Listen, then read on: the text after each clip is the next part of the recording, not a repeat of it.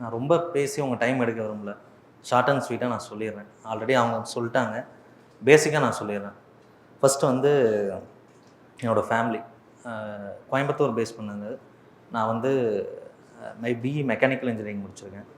தென் என்னோடய ப்ரிப்ரேஷன் வந்து 2020 ஸ்டார்ட் பண்ணேன். இப்போது குரூப் 1 ரேங்க் வாங்கியிருக்கேன். தென் வந்து 2Aல வந்து அசிஸ்டண்ட்டாக இருந்தேன். தென் குரூப் 2ல் இப்போ கரண்ட்டாக டிசிடிஓவாக இருக்கேன். தென் இப்போ வந்து குரூப் 1 3rd ரேங்க் வாங்கியிருக்கேன். தென் ஸ்ட்ராட்டஜி அப்படின்னு பார்த்தோம்னா கன்சிஸ்டன்சி தான். எல்லோரும் சொல்கிறது தான், திருப்பி நான் சொல்கிறேன். ஸ்கிப் பண்ணாதீங்க எந்த டெஸ்ட்டையும். பேசிக்காக ஃபஸ்ட்டு புக்ஸ் படிங்க. தென் வந்து ஸ்டாண்டர்ட் புக்ஸ் போங்க. அதுக்கப்புறம் வேறு ஏதாவது மெட்டீரியல் தேவைப்பட்டுச்சுன்னா போங்க. ஒரு டெஸ்ட்டு முடித்தோடனே கண்டிப்பாக கீயை வந்து செக் பண்ணிடுங்க. கீயை செக் பண்ணி அதை எப்படி குரூப்பாக தான் படிப்பீங்க எல்லோரும். டிஸ்கஸ் பண்ணி படிங்க. தனியாக படித்தா தான் பாஸ் ஆகும் அப்படிங்கிறது கிடையாது. ஒரு 2 பேரோ 3 பேரோ கண்டிப்பாக ஷேர் பண்ணி படிங்க. அப்போ தான் அந்த ஒரு எக்ஸ்பீரியன்ஸ் கிடைக்கும். ஷேர் பண்ணும்போது நிறைய இன்ஃபர்மேஷன் கிடைக்கும். அது யூஸ்ஃபுல்லாக இருக்கும். டைமும் கொஞ்சம் கம்மியாகும். தனியாக படிக்கும்போது நிறையா தேடி தேடி படிப்பீங்க. அது கொஞ்சம் டைம் கன்சம்ஷன் அதிகமாக இருக்கும். இன்ஸ்டியூட் சொல்கிறத வந்து மெயினாக ஃபாலோ பண்ணுவேன். நான் வந்து ப்ரொமோட்லாம் பண்ணல, பேசிக்காக சொல்கிறேன். ஏன்னா வந்து நம்ம தனியாக படிக்கும்போது ஆன்லைனில் நிறைய மெட்டீரியல் இருக்கும், சோர்சஸ் நிறையா இருக்குது. ஆனால் வந்து கரெக்டான கைடன்ஸ் இருக்கானா கிடையாது. இப்போது நான் வந்து இது என்னோடய 4th மெயின்ஸ். அப்போது வந்து எல்லா ப்ரிலிம்ஸும் நான் கிளியர் பண்ணிடுவேன். ஆனால் மெயின்ஸில் வந்து கொஞ்சம் ஸ்ட்ரகிள் பண்ணேன். அதுக்கு கண்டிப்பாக வந்து சாம் சார் தான் முக்கியமான காரணம். இப்போ அவர் சொன்னார்ல ஃபஸ்ட் ரேங்க் வாங்கும்போது அவர் திட்டினார்னு. இப்போ நான் போகும்போது 2022 என்னை உள்ளே வரும்போது என்ன தெரியுமா சொன்னார்? இடியட் அப்படின்னு சொல்லி உள்ளே கூப்பிட்டாரு. அப்போ நான் வந்து எனக்கு கோவம் வந்துச்சு. அப்புறம் நான் என்ன பண்ணேன், அவரை நான் ஃபாலோவே பண்ணல. அப்புறம் 2024 தான் மறுபடியும் அவர்கிட்ட திருப்பி போனேன். அவர் சொன்ன டிப்ஸு, கைடன்ஸு அதெல்லாம் தான் இப்போ வந்து நிற்கிறதுக்கு ஒரு முக்கியமான காரணமாக நான் சொல்லுவேன். அவர் திட்டுவார், பட் ஆனால் திட்டுறதை வாங்கிட்டு அவர் சொல்கிறத ஃபாலோ பண்ணிங்கன்னா கண்டிப்பாக யூஸ்ஃபுல்லாக தான் இருக்கும். தென் எல்லோரும் சொல்கிறது தான், பாசிட்டிவாக இருங்க. அப்புறம் வந்து மேனிஃபெஸ்ட் பண்ணுங்கள். அது வந்து ஜென்ரலாக எல்லோரும் பார்த்துருப்பீங்க, யூடியூப் வீடியோ ஷார்ட்ஸ் எல்லாம் பார்த்துருப்பீங்க. என்ன நினைக்கிறீங்களோ அது கண்டிப்பாக நடக்கும். அது வந்து நடக்காத மாதிரி தான் இருக்கும், பட் ஆனால் கண்டிப்பாக நடக்கும். அது எனக்கு சொன்னால் தெரியாது, உங்களுக்கு நடக்கும் போது தான் அது கண்டிப்பாக புரியும். அப்புறம் ப்ரிலிம்ஸில் உங்களுக்கு பேசிக்காக என்ன டவுட்ஸ் இருக்குன்னா, என்ன மெட்டீரியல் படிக்கிறது, எங்கே படிக்கிறது, அதெல்லாம் நீங்கள் கொஸ்டின் ஆன்சர் செஷனில் கேளுங்க, நாங்கள் சொல்லுவோம். தென் மெயின்ஸில் வந்து ரிட்டன் ப்ராக்டிஸ் தான் ரொம்ப முக்கியம். ப்ரிலிம்ஸ் கிளியர் பண்ணாலே ஆல்ரெடி உங்களுக்கு தெரிஞ்சிடும். இப்போ யாராவது ஆல்ரெடி ப்ரிலிம்ஸ் கிளியர் பண்ணியிருப்பீங்க, மெயின்ஸ் கொடுத்துருப்பீங்க. டெய்லியும் கன்சிஸ்டண்ட்டாக ஒரு கொஷின் 2 கொஷின் எழுதி பாருங்கள், கண்டிப்பாக கிடைக்கும். தென் கீ பற்றி சொல்லிட்டேன், மெட்டீரியல் அவ்வளோதான். மோஸ்ட்டாக கிறிஸ்பாக படிங்க. ரொம்ப நிறைய மெட்டீரியல்லாம் போட்டு சோர்ஸஸ் நிறையா எடுக்காமல் படித்ததே திருப்பி திருப்பி படிங்க. ரிவிஷன் தான் முக்கியம். இது எல்லாமே உங்களுக்கு எல்லாமே தெரியும், பட் ஆனால் என்னோடய பாயிண்ட் ஆஃப் வியூவில் நான் சொல்கிறேன்.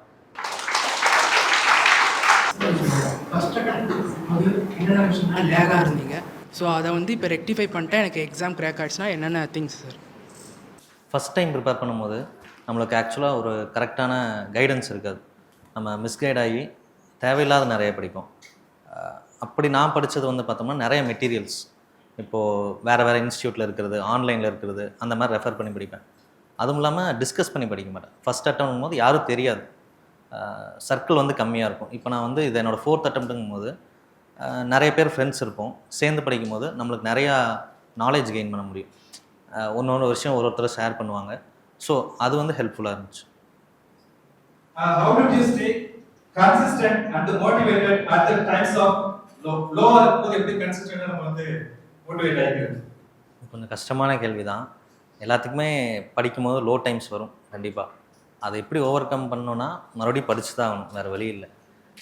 கொஞ்சம் நேரம் ஃப்ரீயாக ஏதாவது படத்துக்கு போகிறதோ அந்த மாதிரி ஏதோ பண்ணிவிட்டு ஒரு ஹாஃப் டே மேக்ஸிமம், அப்புறம் மறுபடியும் இதெல்லாம் எப்படி ஓவர் கம் பண்ண முடியும்னா மறுபடியும் சொல்கிறது வந்து டிஸ்கஸ் பண்ணி படிக்கிறது தான். நீங்கள் தனியாக இருக்கும்போது கண்டிப்பாக ரொம்ப லோவாக ஃபீல் பண்ணுவீங்க. கூட ஒரு ஆள் இருக்கும்போது வா படிக்கலாம், டிஸ்கஸ் பண்ணலாம் அப்படின்னு சொல்லும்போது அன்றைக்கி எதுவுமே பண்ணாமல் இருக்கிறதுக்கு எதாவது பண்ணியிருப்பீங்க கண்டிப்பாக. ஸோ அது யூஸ்ஃபுல்லாக இருக்கும். சார், அடுத்த question, how to cover school books, is it chapter wise or syllabus topic wise? First syllabus எடுத்துக்கோங்க. சிலபஸ் எடுத்துகிட்டு அதில் என்னென்ன கீவேர்ட்ஸ் இருக்கோ அது எங்கெங்கே மேட்ச் ஆகுதோ, இப்போ நம்ம இன்ஸ்டியூட்டில் கொடுத்துருப்பாங்க, ஒரு சின்ன புக்லெட் மாதிரி கொடுத்துருப்பாங்க, எங்கே மேட்ச் ஆகும் அதை ஃபஸ்ட் தரவு பண்ணிடுங்க. அப்புறம் புக் டெஸ்ட் வைப்பாங்க, அதை தரவு பண்ணிவிட்டு அதுக்கப்புறம் மற்ற மெட்டீரியல் பாருங்கள். So how many hours should be given only for revision daily? ரிவிஷனுக்கு அட்லீஸ்ட் அப்படின்னு ஒதுக்க முடியாது கண்டிப்பாக. அது டைம் வந்து ஃபிக்ஸ் பண்ணி படிக்க முடியாது. ஏன்னா ஒரு நாள் கம்மியாக எடுக்கும், ஒரு நாள் ஃபாஸ்ட்டாக கூட நம்ம முடிச்சிருவோம். அப்போது மினிமம் ஒரு ½ அன் ஹவர் என்னை பொறுத்த வரைக்கும். அது அதிகமாக கூட ஆகலாம். படித்ததை டெய்லியும் ஒரு நைட்டோ காலையிலையோ ஒரு ½ அன் ஹவர் படிச்சிருங்க. ஸோ நெக்ஸ்ட் டே வந்து அது ரொம்ப இம்பேக்ட்ஃபுல்லாக இருக்கும். How should one approach mains before prelims? First என்னை கேட்டால் ப்ரிலிம்ஸ் தான் ஃபஸ்ட் ஃபோக்கஸ் பண்ணும். மெயின்ஸ் வந்து கொஞ்சமாக சிலபஸில் எதாவது மேட்ச் ஆகுதோ அதில் ஏதோ ஒரு சில பார்ட் மட்டும் பார்த்துக்கோங்க. ப்ரிலிம்ஸை எவ்வளோ டீப்பாக பண்ண முடியுமோ பாருங்கள். அதில் இருக்கிறது கண்டிப்பாக மெயின்ஸ்க்கு யூஸ்ஃபுல்லாக தான் இருக்கும். ஆனால் நம்மளோட ஃபஸ்ட்டு ஃபோக்கஸ் வந்து ப்ரிலிம்ஸ் தான். ப்ரிலிம்ஸ் பாஸ் பண்ணுங்கள், அடுத்த மெயின்ஸ் வாங்க, அப்புறம் இன்டர்வியூ. 3மே பேரலாக பண்ண முடியும்னா கஷ்டம்தான். அதனால் ஃபஸ்ட்டு என்னை பொறுத்த வரைக்கும் ப்ரிலிம்ஸை எவ்வளோ ஜென்ரலில் கிராஸ் பண்ணுற மாதிரி பார்டரில் இருக்காமல் தைரியமாக ப்ரிலிம்ஸ் முடிச்சுட்டு வந்துட்டு உங்களுக்கு ஒரு சாட்டிஸ்ஃபேக்ஷன் வரும். ஒரு 140 வருது, 145 வருதுன்னா தைரியமாக நீங்கள் மெயின்ஸ்க்கு வரலாம். இல்லாட்டி பார்டரில் இருக்கும்போது வருமா வராதான்னு இருக்கும், அதுவே ஒரு பெரிய டென்ஷனாக இருக்கும். ஸோ அந்த மாதிரி பாஸ் பண்ணுற மாதிரி வச்சுக்கோங்க. Okay sir, how to make and prepare notes for mains course கேட்டிருக்காங்க. How to prepare for Tamil in Gurukul prelims like Tirukkural important algorithm and border films கேட்டிருக்காங்க. இப்போது நான் வந்து தமிழ் கல்ச்சர் அண்டு இது வந்து இங்கிலீஷில் தான் எழுதினேன். ஸோ அது கண்டிப்பாக இந்த பாடல்லாம் எழுதுனா தான் மார்க் வரும் அப்படின்னு கிடையாது. அது வந்து ஒரு எக்ஸ்ட்ரா ஆடட் ஃபேக்டர் தான். பட் ஆனால் பேசிக்ஸ் அதுதான் முக்கியம். ஸ்டிக் டு த பேசிக்ஸ் தான் எப்போவுமே. ரொம்ப எக்ஸ்ட்ராடினரியாக பண்ணணும், திருக்குறளில் கம்ப்ளீட்டாக மனப்பாடம் பண்ணணும் அப்படிலாம் கிடையாது. அந்த ஒரு கொஷின் நினச்சா நம்ம ஸ்கிப் கூட பண்ணலாம். இப்போ மற்ற ஏரியாவில் நம்ம வந்து ஸ்ட்ராங்காக இருக்கணும். இப்போ எக்ஸாம்பிள் வந்து திருக்குறள் கேட்குறதே கிடையாது, ஆனால் பேசிக்கான நம்ம தெரிஞ்சு வச்சுக்கணும் மினிமம். ஸோ அதுலேருந்து அந்த கொஷினுக்கு ஒரு 2 மார்க் 3 மார்க் வாங்கினாலும் மற்ற இடத்துல வந்து அதை மேட்ச் பண்ணணும். அந்த அளவுக்கு நம்ம படித்தாலே போதும். கண்டிப்பாக தமிழ் வரிகள் வேணுங்கிறது என்னை பொறுத்த வரைக்கும் அது தேவையில்லை. டிஎன்பிஎஸ்சி தேர்வில் தோற்ற பிறகு விரக்தி இல்லாமல் அடுத்த தேர்வுக்கு ஊக்கத்துடன் எப்படி படிப்பது? மறுபடியும் என்ன? டிஎன்பிஎஸ்சி தேர்வில் தோற்ற பிறகு விரக்தி இல்லாமல் அடுத்த தேர்வுக்கு ஊக்கத்துடன் எப்படி படிப்பது? அது எப்படி விரக்தி இல்லாமல் இருக்கும்? கண்டிப்பாக இருக்கும். இப்போ எனக்கு வந்து இது 4th மெயின்ஸ். 3 தடவையுமே வந்து மெயின்ஸ் கிளியர் ஆகாமல் இப்போ கூட இருக்கிறவங்களாம் கிளியர் பண்ணுவாங்க, போஸ்டிங் வாங்குவாங்க. அது கண்டிப்பாக கொஞ்சம் வருத்தமாக இருக்கும், கடுப்பாகவும் இருக்கும், நம்ம போக முடியலையேன்னு சொல்லி. பட் ஆனால் கொஞ்ச நாள் கழித்து அவங்கக்கிட்டேருந்து நம்ம என்ன ஹெல்ப் கிடைக்க முடியும் அப்படின்னு யூஸ் பண்ணி, அதுக்கு தான் நான் சொல்கிறேன் திருப்பி டிஸ்கஸ் பண்ணுங்கள், சர்க்கிளை பெருசு பண்ணிக்கோங்க. அதுக்குன்னு ரொம்ப பெருசாக இல்லை, ஒரு 4-5 பேர் இருந்தீங்கன்னா கண்டிப்பாக இன்புட் வரும்போது யாராவது ஒருத்தர் லோவாக இருக்கும்போது இன்னொருத்தர் வந்து கண்டிப்பாக கை பிடிச்சி கூப்பிட்டு போவாங்க. ஸோ அதை டெவலப் பண்ணிக்கோங்க. So how to read policy notes schemes? Policy note வந்து அது ஒரு கடல் மாதிரி. அது வந்து எப்படி படிக்கிறதுன்னு எக்ஸாமுக்கு முன்னாடி இல்லாட்டி இங்கே நம்ம இன்ஸ்டியூட்லேயே டெஸ்ட் வைப்பாங்க, பாலிசி நோட்டுக்குன்னு டெஸ்ட் வைப்பாங்க. அதை ஃபஸ்ட்டு ஃபாலோ பண்ணிக்கோங்க. அப்புறம் இப்போ தான் ChatGPT எல்லாமே வந்துருச்சுல்ல, அதை நீங்கள் இன்புட் கொடுத்தீங்கன்னா மெயினான ஸ்கீம்ஸ் வித் டேட்டாவோட அது கிடைக்கும். அதை நோட் பண்ணி வச்சுக்கோங்க. நோட் பண்ணி வச்சுட்டு அதை மட்டுமே மெயினாக திருப்பி பாருங்கள், அவ்வளோதான். இப்போ இம்பார்ட்டன்ட் ஸ்கீம்ஸ் தான் கேட்குறாங்க, அதில் டேட்டா கேட்குறாங்க. அந்த டேட்டாவை திருப்பி பார்த்தீங்கனாலே ஃபிலிம்ஸில் அதை கெஸ் பண்ணுற மாதிரி தான் இருக்கும், நீங்கள் போட்டுருவீங்க. மெயின்ஸ்லாம் ஒரு அப்ராக்சிமேட் டேட்டா நீங்கள் போட்டாலே போதும், அது கரெக்டாக இருக்கணும்னு அவசியம். சார் ஆன்லைன் ஆஸ்பிரண்ட்ஸ் கேட்டிருக்காங்க, துர்கா தேவி அப்படின்றவங்க கேட்டிருக்காங்க, I need some clarification. How can I effectively manage both work and study? How many hours should I spend on studying each day? When should I take leave for exam preparation and how many days of leave would be appropriate? Sir, give some ideas to take leave for preparation of exam. Kindly give me some guidance.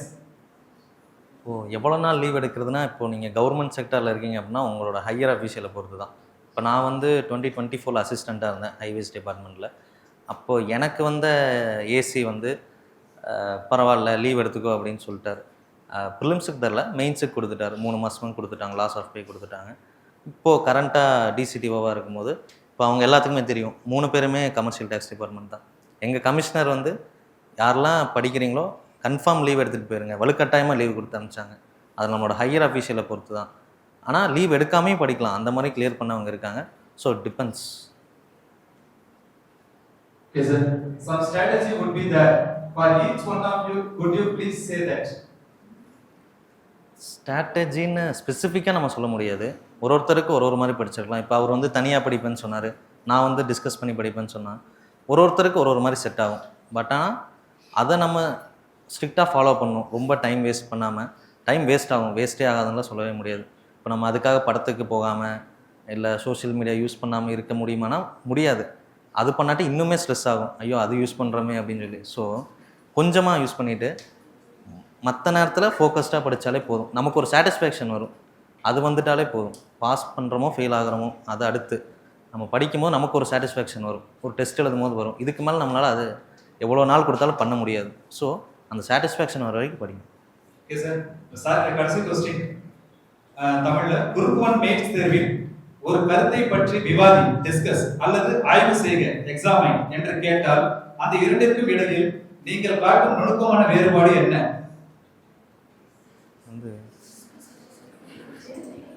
வந்து யார் clear பண்ணியிருந்தாலும் இது வந்து கிளியராகவே சொல்ல முடியாது. அது வந்து மாறும். இப்போ அந்த கொஷினை பொறுத்து தான் எல்லாமே. அது நம்மளுக்கு தெரிஞ்ச கொஷினாக இருக்கலாம், தெரியாத கொஷினாக இருக்கலாம். தெரிஞ்ச கொஷினாக இருந்தால் நம்ம படித்த ஃபேக்ட்டு எல்லாத்தையும் போட்டு நிரப்பி ஏதோ ஒன்று பண்ணிடலாம். தெரியாத கொஷினாக வந்துச்சுன்னா கொஞ்சம் கொஞ்சமாக கேப் விட்டு ஏதோ எங்கேயோ காதில் கேட்டது அந்த மாதிரி யூஸ் பண்ணி முடிச்சிடலாம். ஆனால் இது இப்படி டிஸ்கஸ்னால் எப்படி, ப்ரீஃப்னால் எப்படிங்கிற ஒரு டெஃபினேஷன் கிடையாது. ஸோ அதெல்லாம் நம்ம இன்ஸ்டியூட்டில் சொல்லி தருவாங்க. நீங்கள் ஒன்ஸ் மெயின்ஸ் வந்துட்டாலே எந்தெந்த கொஷனுக்கு எப்படி எழுதணும் அதை ஃபாலோ பண்ணிங்கனாலே, ஸ்ட்ரிக்டாக ஃபாலோ பண்ணிங்கனாலே போதும். ஓகே சார், உங்களோட எக்ஸ்பீரியன்ஸ் எங்களோட ஸ்டூடெண்ட்ஸ்க்கு ஷேர் பண்ணதுக்கு ரொம்ப தேங்க்யூ. எங்களோட இன்ஸ்டியூட் சார்பாக தேங்க்ஸ் சொல்லிக்கிறோம். மாணவர்கள் சார்பாக தேங்க்ஸ் சொல்லிக்கிறோம்.